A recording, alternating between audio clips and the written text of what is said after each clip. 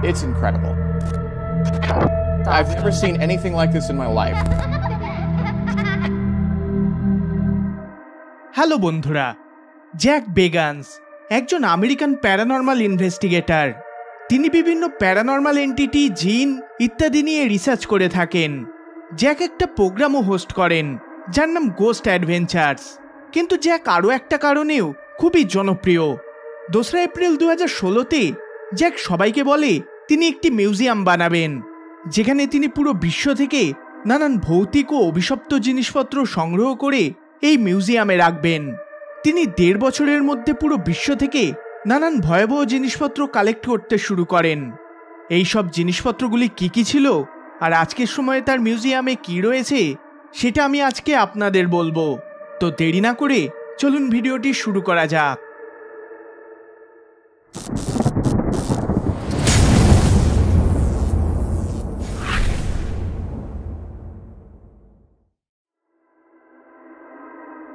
October 2017 সালে Jack এই মিউজিয়ামটিকে বানিয়ে ফেলেন। এই মিউজিয়ামটিকে আমেরিকার শহর লাস ভেগাসে ওপেন করা হয়। এর নাম দ্য হন্টেড মিউজিয়াম। এর ভেতরে বেশ কিছু এমন ক্রিপি জিনিসপত্র রয়েছে যার কারণে এটিকে বিশ্বের ভয়াবহ মিউজিয়ামও বলা হয়ে থাকে। এই মিউজিয়ামে ডক্টর জ্যাক ইবরকিয়ানের ওই ভ্যানটি রয়েছে, যার ভেতরে বসে ডক্টর জ্যাক লোকেদের তাদের ইচ্ছা অনুসারে হত্যা করত। ডক্টর জ্যাক ইবরকিয়ান ওই ব্যক্তি ছিলেন যিনি ওই সকল রোগীদের মেরে ফেলতেন যারা নিজেদের মারণ ব্যাধির থেকে মুক্তি পেতে চাইত, কিন্তু আইনের দৃষ্টিতে এটা একটা ভয়াবহ অপরাধ ছিল। ডক্টর জ্যাক এই ধরনের রোগীদের খুঁজে বেড়াতো। তিনি একটা মেশিন বানান যার নাম ডেথ মেশিন ছিল। এই মেশিনটাকে তিনি এই ভ্যানেই লাগিয়ে রাখতেন। 1990 সালের দিকে তিনি 100-রও বেশি লোকেদের এই ভ্যানের ভেতরে তাদের ইচ্ছানুসারে হত্যা করেন। পরে ডক্টর জ্যাককে গ্রেপ্তার করে জেলে পাঠিয়ে দেওয়া হয়েছিল। একে ডক্টর ডেথও বলা হয়ে থাকে। জ্যাক বেগান্স ডক্টর জ্যাকের এই ক্রিপি ভ্যানটিকে কিনে এই মিউজিয়ামে রেখে দেন। জ্যাক বেগান্সের এই মিউজিয়ামে একটা চেয়ারও রয়েছে যার পিছনের ইতিহাস তেমনই ভয়াবহ। 1980 সালে আমেরিকান শহর ব্রুকফিল্ডে একটি পরিবার একটি ভাড়া বাড়িতে শিফট হয়। এই পরিবারে একটা 11 বছরের ছেলেও ছিল যার নাম ডেভিড গার্সাল ছিল। এই বাড়িতে শিফট হওয়ার পরে এই পরিবার এখানে কারোর উপস্থিতি অনুভব করতে শুরু করে। কখনো কখনো দরজা জানালা আপনা থেকেই বিনা কারণে নড়ে উঠত, তো আবার কখনো আজব আওয়াজ বাড়ির ভেতর থেকে ভেসে আসতো। কিছু বছর পর 11 বছর বয়সী ডেভিড গার্সাল হঠাৎ করে অসুস্থ হয়ে পড়ে। বলা হয় যে সে পজেসড হয়ে পড়েছিল, অর্থাৎ কোনো খারাপ শক্তি তার উপর ভর করেছিল। এই কেসটিকে জনপ্রিয় প্যারানর্মাল ইনভেস্টিগেটর এড ও অরেন লরেন ইনভেস্টিগেট করেছিলেন। তাদের দাবি ছিল যে এই ছেলেটি যে বিছানাতেই শুয়ে থাকত তারই পাশে এই চেয়ারটিকে রাখা অবস্থায় দেখা যেত। তাদের মতে এই চেয়ারের সাথে কোনো খারাপ শক্তি অ্যাটাচ ছিল, যেটা এই ছেলেটাকে কষ্ট দিয়ে চলেছিল। তারা আরও বলেন যে এই চেয়ার কখনো কখনো আপনা থেকে নড়ে উঠত, এমনকি হাওয়াতেও মাঝে মধ্যে কয়েক সেকেন্ডের জন্য ভেসে থাকতে দেখা যেত।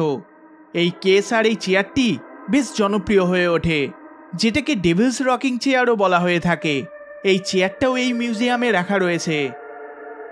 জ্যাক বেগান্স তো নিজের এই মিউজিয়ামে ওই চেয়ারটিকেও কিনে রাখেন যার সামনে মাইকেল জ্যাকসনের মৃত্যু হয়েছিল।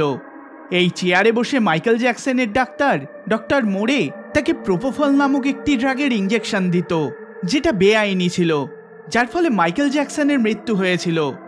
এই মিউজিয়ামের এই আজব জিনিসপত্রের কাহিনী এখানেই শেষ হয় না।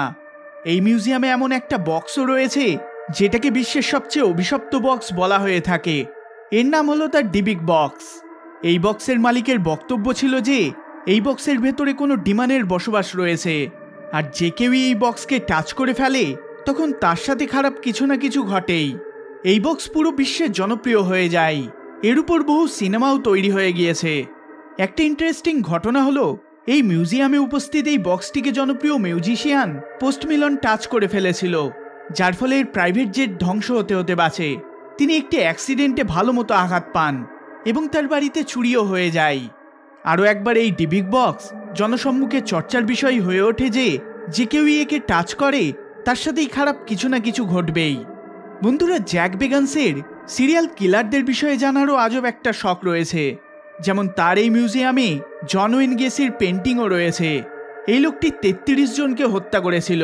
আর সবথেকে আজব ব্যাপার ছিল যে সে একটা জোকার সেজে বাচ্চাদের হাসাতো ও তাদের এন্টারটেন করত।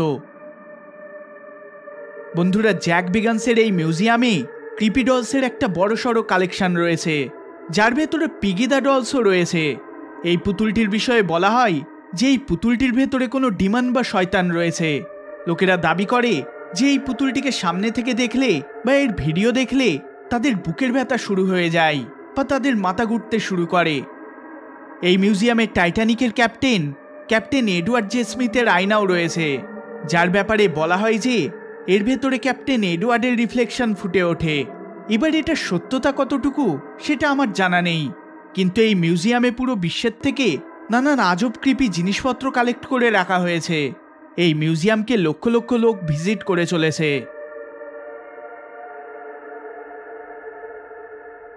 এই ভিডিওটি যদি আপনাদের ভালো লেগে থাকে তাহলে অবশ্যই লাইক শেয়ার করবেন, আর চ্যানেলে নতুন হলে সাবস্ক্রাইব করবেন। দেখা হবে পরের বার অন্য কোনো ভিডিওতে। ধন্যবাদ।